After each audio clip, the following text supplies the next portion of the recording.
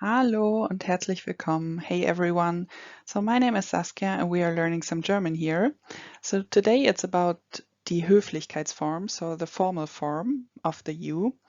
And in my last video I talked about the pronouns, and there you could have already seen that for sie we have different pronouns. So the sie pronoun works for two pronouns that we have in English. So in English we have she, the pronoun she, and the pronoun they, which in German they both translate to sie. So they are exactly the same. There's no difference regarding the word.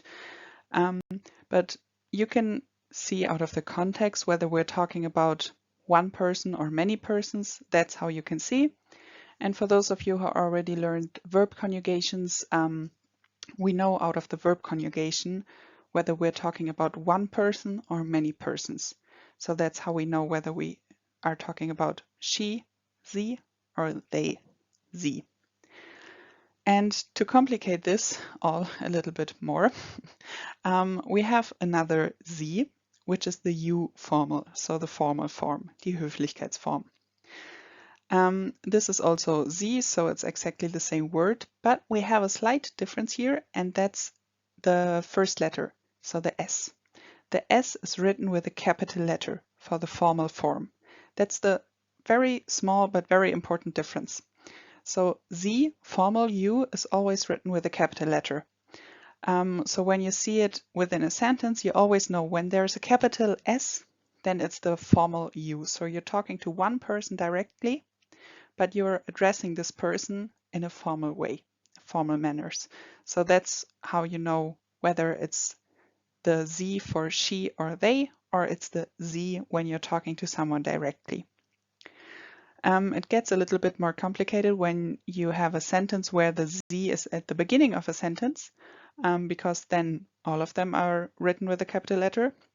So then the only way you know which sie it is you have to understand the sentence, you have to get the situation. So that's the only way to see whether it's sie, they, or sie, you formal.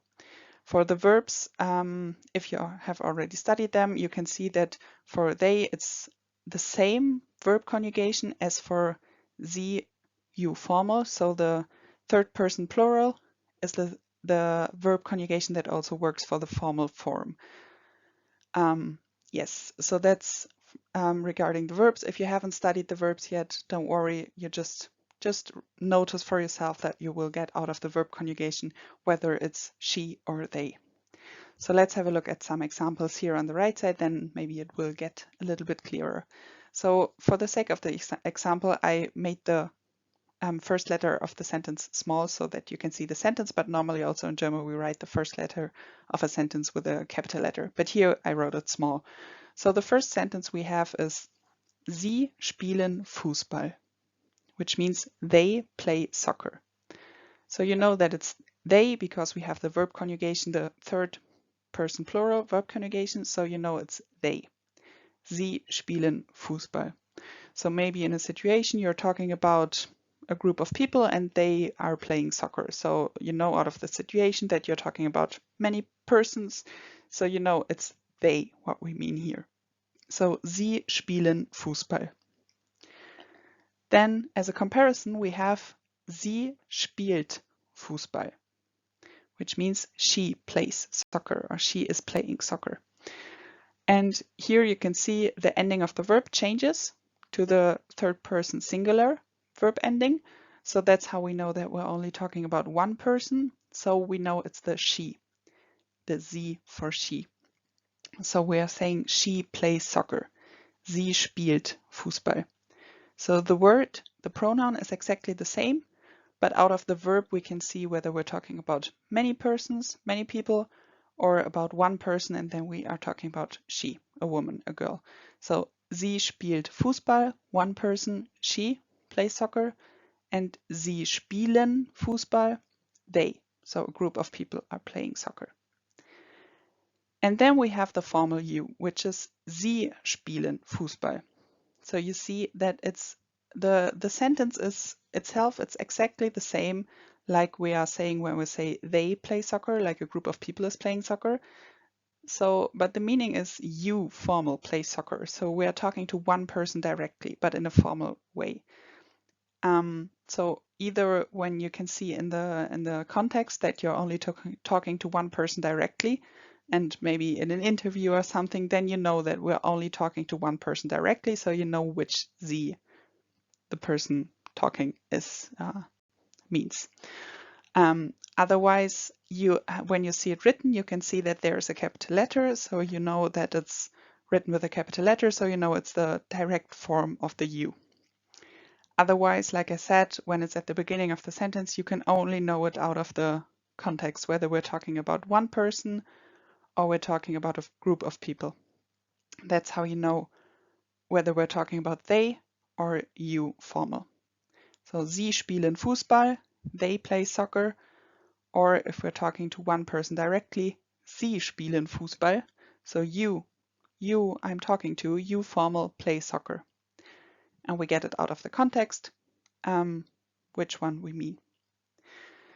All right, then let's have a look at when do we use the formal form, die Höflichkeitsform. When do we use it? So for example, we use it when we're at a business context, a situation, a workplace, like for example in the office or a workplace in general, when we're talking to our boss, our colleagues, someone we have respect, like we're meeting someone with respect, then we use the formal form. Also strangers, when we meet someone for the first time, it's very common to use sie for the first time. But it also depends, like only when we're in a formal situation. So for example, if I meet someone around the workplace or like at an after work event, for example, then I would always use sie. But if I meet someone, for example, at the birthday party of my friends, I would also go for the normal du. So I would just address them with an informal version, du, because I know that they're friends of my friends, so it's not really a formal situation, it's an informal situation. So I would also use the informal version. For older people, so in my generation, so younger people normally are not that strict when it comes to the use of sie, so they won't get offended if you use du instead of sie, so the informal version. But there are some older people who take this very serious. So if you're talking to elderly people in general, just use sie. It's better to use sie in general. And of course, like I said, when you're at an official or a formal event, so in a formal context, a formal situation, then just in general use sie. And as a general tip, rather use sie when you're not sure which one to use than to use du, because then you cannot be wrong. Rather, people will think that you're very polite, but that's okay. So people will think that you're a very polite person, and that's the worst that can happen if you use sie. So rather use sie than use du if you're not sure which one to use. Let's have a look at some examples so that it gets a little bit more clearer here. So we have the sentence here, Sie sind meine Kollegen. So from the verb conjugation also here, sind, which is the verb, you can see that we are talking about a group of people.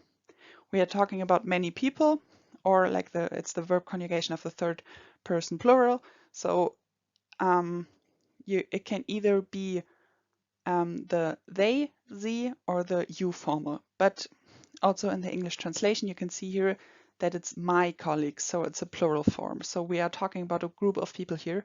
So what does this sie mean? Of course, it means they. So they are my colleagues. That's what that means. So sie sind meine Kollegen. They are my colleagues. We are talking about a group of people. Then the next one, we also have the sie sind. So it's the same third person verb conjugation, sie sind. So we also have either you formal are or they are, we don't know yet. But then we are saying the rest of the sentence. So we say, Sie sind der neue Kollege. So we are saying here, the new colleague. So we are talking about one specific person and we are talking to that person directly here. So what we are saying, we don't say they are the new colleague because that doesn't make sense. So we know that we are talking only about one person, so we can only use the you formal. So it's Sie sind der neue Kollege, it's the formal you are the new colleague. Then the next one, haben Sie Brot, is a question. So for example, I go into a shop and I ask the shop owner or an employee, for example, do you have bread? And I don't know this person. So it's not a formal situation, but I don't know this person. And yeah, it's also not like a situation where I'm with friends or something. So I would use the formal version and I would ask this guy working there, do you have bread? But I would use the you formal, so haben Sie Brot. Maybe if I'm an older person and there is someone younger working there, then I could use du. So the other way around, if someone older speaks to someone younger, then they can use du. So then they could say, hast du Brot? Like, do you have bread? The same question in English, but informal. So that could be also an option, but only if someone older speaks to someone younger, or if I would speak to children, for example. And the last sentence that we have, hast du ein Glas? So here we have the informal version. So maybe I'm sitting with friends and I want to ask if you already have a glass on your table or whatever. So then I would use the informal version, which is the du that we learned in the last video also. So do you have a glass? Informal you, hast du ein Glas?